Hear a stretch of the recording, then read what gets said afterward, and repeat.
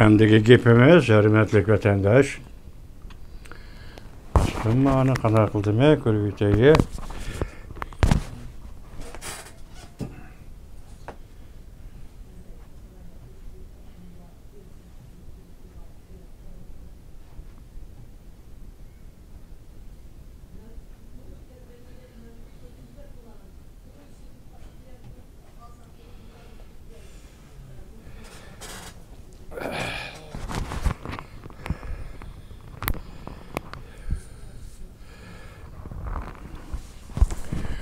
Endilikte sizlerge söz verdiğimiz vatandaşım.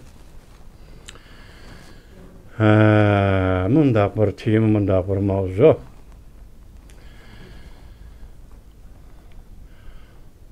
Qorçaq hükümetinin Qo'nchaq prezidenti Elagül ve Uygurlarda ahlak krizisi. Yani Uygurlar cemiyetindeki ahlak krizisi. Biz bir ahlak krizisi degeni neme deymiz vatandaşım? Ahlak, hazır bizim cemiyetimiz, Uygur cemiyeti için bir yazıdığan adamlar yok. İkincisi, yazıdığan adamlar bolsun, neşir kılıdığan afkar yok. Neşriyat yok. Yaki Uygur halkı buna dikkat kılmagan bir iş nime deseniz, 10 mingdak yazgıçısı var bir milletin içinde. Ahlak doğrusu bir dastur. Götürüp, yezip, oturgu elip çıkalmadık vatandaş. Mesela bu ahlak dastur qayerden kelir? Tayyar. Kur'an-ı Kerim'de İslam dininde ahlak qarashları tayyar. Sen şunu elip, hukum kısilip, hukumlaştırıp, ya hukum derecesi götürüp, ya felsefi, İslam dini üzerinin felsefi kategoriyaları arkalık. Sen bu ahlakını şer'ileş, düşündürüş, bu ahlak formüllerini, ahlak didaktiklerini, nazariyelerini keşif kılışın, umumi cemiyet senin kolun bile mesela, ziyalilerin kolu bile tarıqtılışı kerek eder. Hiç kim bunu kılalmadı. Bilmedik biz yenip çıkandan keyin şundak yazgan yazgıçılar. Peylasoplar oturgu çıktım, o çıkmadım bilmedik.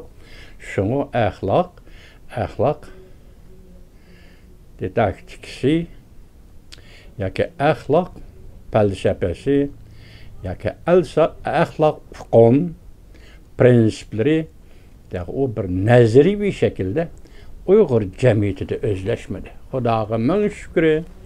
İslam dininin ahlak prensibi, ahlak kategoriyaları, ahlak normları, ahlak hukumları hazırgıça bu millet Uygur'unu muşu devirge saklap geldi. Bir cemiyette bir prensip, umumlaşkan, bir ramkılaşkan bir prensip buludu vatandaş. Şu millet teşkilleyen cemiyette bir prensip, ramkalaşkan, umumlaşkan prensip, bu ahlak prensibi, ahlaki ramka, yani ahlaki umumilik de patayımız bu ne? Şu cemiyette yaşayan her bir adam çokum bu umumilikka, çokum bu ramkıga, çokum bu prensip amel kılış gerek ol. Cemiyet degen şu an. Senin tutkan ornun bu cemiyette aşı ahlak prensip ramkılları içindeki adam sen. Aşı medeniyet muhitinde doğulup üsüp yetilgen adam sen. Hazır bugün tuyuksuzlu Uygurlarda ahlak krizisi. Ahlak krizisi degen neyme? Bilip durumuz. Körüp durumuz, beşimizden ötüp durdu. Hazırgıça Xitayning buzg'unchiligi Uyg'urning axloqiga hücum qilishi, Uyg'urning axloqini cho'kirishi, Uyg'urning axloqini zabt qilishi 70 yildan bir kun to'xtab qolgani yo'q. Xudoga ming shukrlar, Uyg'ur o'zini mushunchalik saqlab keldi. Uyg'ur o'zini mushunchalik saqlab keldi.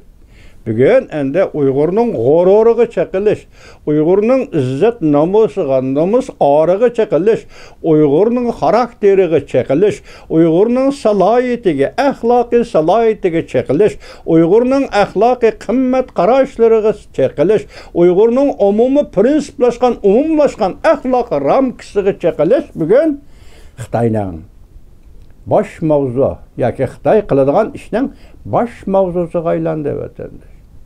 O islom dinini junguchilashtirman, Xitoychilashtirman quruq gap. Mümkün emas. İslam dinini Xitoychilashtirish, junguchilashtirish degan gap yo'q.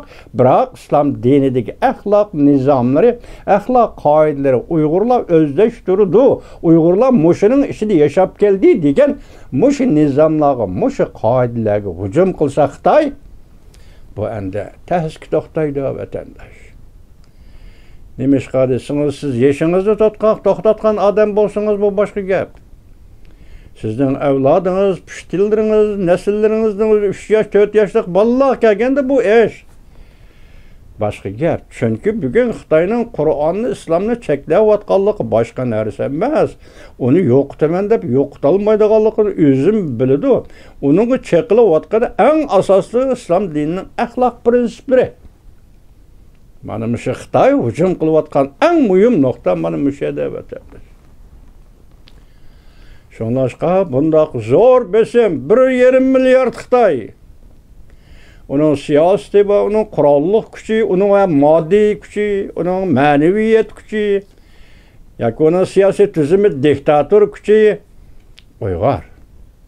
Bu millatning bardoshlik berish kuchi qanchalik bo'ladi vatandoshim?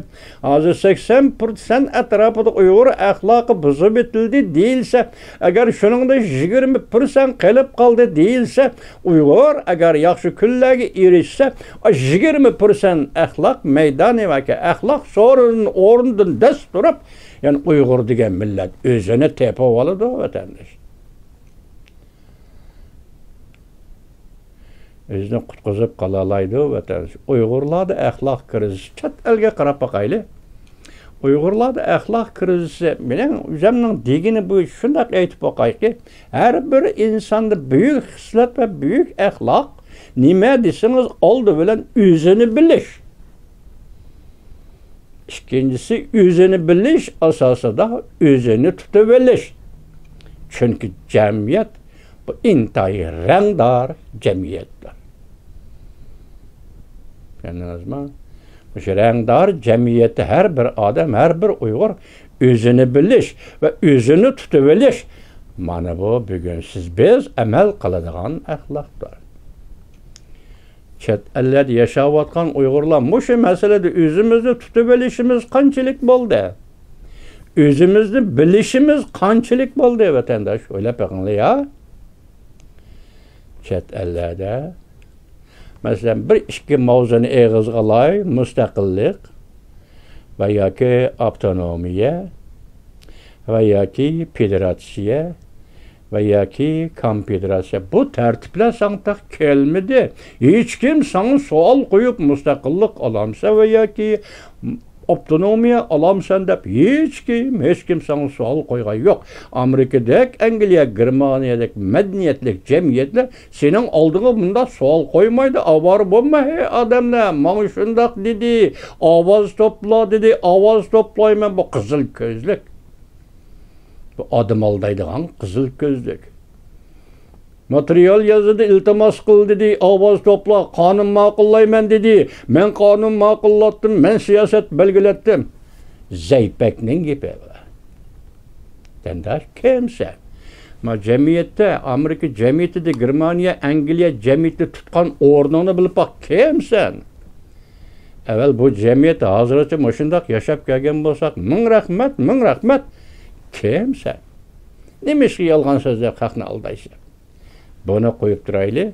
Endi Alagulning axloq krizisi din aytsak, dastlabda men qo'ydigan savol faqatli ishga. Axloq krizisi xo'sh shundaqmi? 60-70 tashkilot imzo qo'yibdimish. Sizning chaqiriqingiz, masalan, sizning yo'l yo'rig'ingiz bo'yicha, buyrug'ingiz bo'yicha ovoz to'plabdimish. Maqsad nima? Amerika Qo'shma Shtatlarida ma'qullangan Uyg'ur qonuni va qonun loyihasini inkor qilish. Balki yo'q qilib o'tish. Uyg'urning da'vo dastigarlarini yo'q qilib o'tish. Mana bu sizning axloqingiz. Mana bu sizdagi axloq krizisi. Tushundingizmi Alagul? Ya sizin korçak ministerleriniz düşendimi o? Hazır niqab yeritilip ketkende aldırap dinip üyede, televiziya istenisiga üyede, radio muhbiriga üyege jügürüp, özünün paş bulup ketken münafıqlığını yoşuruşqa, niqablaşqa aldırap, köte o nesillerin bizden aldığımız hiç gep emas. Paş bulup boldu, aşkar bulup boldu ey adam. Sen Uygur'a karıştırış namı, daha sonra Uygur doğrusu makullangan kanunlarga karıştırdın. Uygur milletiga karıştırdın. Amerika cemiyeti ırkçılıkka, milletçilikke, kemistişke, azar berişke karıştırdığın muş cemiyette sen Uygur degen milletke karıştırıvatsan. Uygur degen milletini, Uygur degen isimni yo'qotmoqchi buluvat Xitoy bilan o'xshash. Hech qanday farqi yo'q. Özünü aklayamaysa, sen Uygur'a karıştırışta Xitay bilen okşaş meydandaki adam. Bugün hem de üzerine ne kaplaştı, üyedeki muhbir, üyedeki bir, hiç yapamaz Amerika cemiyeti etkandı bunda işlerdi. Şimdi ama endikileyle alakalı ahlak krizisi hoş, muşu cemiyeti 60-80 teşkilat, onun 80-60 lideri, 80-60 reisi, bu kadar ahlaka mensup, biz hazır ettik, özünü İslam dininin ahlakıyla saklap kelivatkan Uygur degen edik. Bular özünü qaysı derecede saklap kepti? Siz krizis degeni şunu dediniz mi ya ki? Nemilen dediniz, ben baştan ahir anlayamadım. Mavzuyunuzu gördüm. Uygur cemiyeti ahlak krizisi. Onun üstüge sizge koyup bakay bir sual alagül. Bir cemiyette 6-7 adam chet elge çıkıp faaliyet kılıp 7-8 hükümet kurup 10-20 minister tayinlep korçak minister, korçak hükümet, korçak prezident. Bu ahlaktan qaysı babıda muşunda gap buludu? Alagül. Ahlaklık adam, ahlakını ta'kidlaydigan adam muşunda iş kılandı ya, alagül. Ahlak krizisi doğrusu to'xtalgan adam. Hatta Elon Musk'ning ahlakı doğrusu to'xtalgan Musk'ning ahlakı doğrusu to'xtalgan adam. Hatta türmede yatqanlarning o bu işlerini o'tirib so'zlab ko'tarib chiqqan adam. Artıqçı iş. Bu çeteli bilish, esli bilish. Qo'ldan kelmaydigan ishga qo'l uzatish, yaman cho'ngchilik, yaman haqoratlik bo'ladi. O Musk'ninki kim ekanligi Amerika xalqiga taalluq. Sizning uning axloqi to'g'ri so'zlab kirishingizning hojatimi yo'q. O'zingizning axloqi kelama savol qo'ydim. Bir cemiyet yoki bir cemiyetning a'zosi bo'lib, Uyg'ur tilida so'zlashni o'rganib, ikkinchi bir millat Uyg'ur millatiga qarshi Amerikada faaliyet qilib, o'zingizni qorchoq hukumatning qo'nchoq ministeri deb e'lon qilib, musho qaysi axloq kategoriyasiga to'g'ri keldigan ishtimi shu? Buni biz axloq krizisi Uyg'ur jamiyatidagi deymizmi yoki qo'nchoq prezident efendi buni nima deymiz?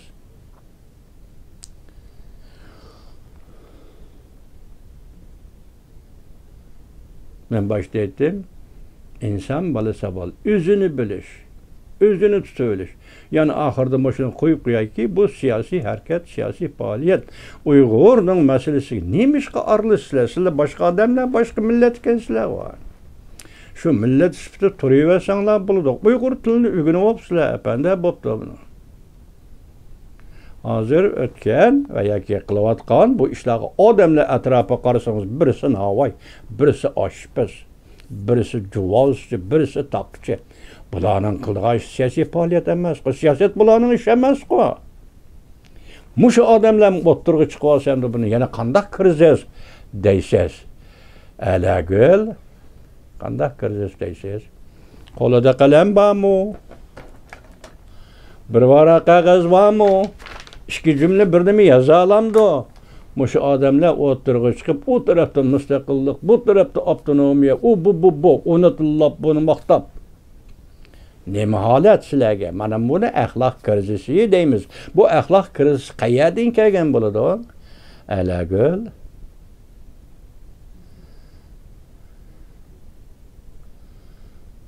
Mesela muş adamlar, men dedim o özünü biliş, özünü tutuveriş. Aşpazligini qilsa, navayligini qilsa, şopurligini qilsa bo'lmamdi. Alagul. Qo'lidan kelmaydigan ishga esli bilish, bu qanday axloqning tashabbusi? Bilmaydigan ishga esli bilish, bu qanday odamning qiladigan ishi? Uyg'urlarning bir shoiri o'tgan edi, Tursunbek İbrahim deb. O bir vaqtda 8 poch surat degan bir dastonni e'lon qilgan edi. Shu dastonda shunday degan edi Tursun İbrahimbek. Uyg'ur milletim, aziz millet, bek yaxshi ko'raman bu milletni, biroq Uyg'ur. Shoper, harbikash, sho'pirga nasihat qiladigan, aroqkash, 5 namozga nasihat qiladigan, yanchiqchi yoki qo'ymichi, olimga, professorga nasihat qiladigan, aql o'rgatadigan millat deb shu vaqtida shunday yozgan edi. Bugun qarab baqsaq, mana oshpaz bilan Navoiy o'tirg'i chiqib biz da'vo qilyapmiz. Biz mustaqillik talab qilamiz. Bilamsan mustaqillikning nima ekanligini, qanday qo'lga keladiganligini talab qilsang qo'lingga tushamdikan, bilib qo'y Navoiy. Uyg'urning Navoiylari, qassoblari bilib qo'y. Bu huquq beradigan narsa emas. Bu mustaqillik degan gap millatning, davlatning huquqi degan gap. U beradigan narsa emas. Tushundingmi? Sana birisi mustaqillik elib beraman dedimi? Sana birisi avtonomiya elib beraman dedimi? Yoki sen shuni iltimos qilsang men hozir tayyorlab beraman dedimi? Undaq muhit yo'q. Undaq shart yo'q. Nima o'zang qaynab, uni mustaqilchi, buni avtonomchi deb tillab, ey, inson bolasi, o'zingni bil. O'zingni tutib olishni o'rgan, bilamda. Men mushunchalik so'zlay, bugun chunki Ramazon yaqinlab keldi. Men mushunchalik so'zlay. Men o'tganda aytdim bu, davomli so'zlayman, to'xtab qolmayman. Bugungi kunda axloq krizisi Uyg'ur to'g'risida qonun ma'qullansa, Uyg'ur to'g'risida siyosat belgilansa, Uyg'ur to'g'risida kishilik huquqi faoliyat elib berayotgan odamlarga ham hujum qilib, ham shuning qorishtirib, bu yerda Uyg'ur yo'q, Uyg'ur to'g'risida qonunni bekor qil, Uyg'ur to'g'risida siyosatni bekor qil, nima to'ng'iz, nima qo'ng'izlarni buni ichiga mazmun qilib kirgiz. Mashning o'zi qanday xoinlik, ya'ni qanday sharmandalik. Mash ishni qilgan odam to'g'riliq bugun, ya'ni axloq krizisi to'g'risida to'xtaldingmi apandi Alagul?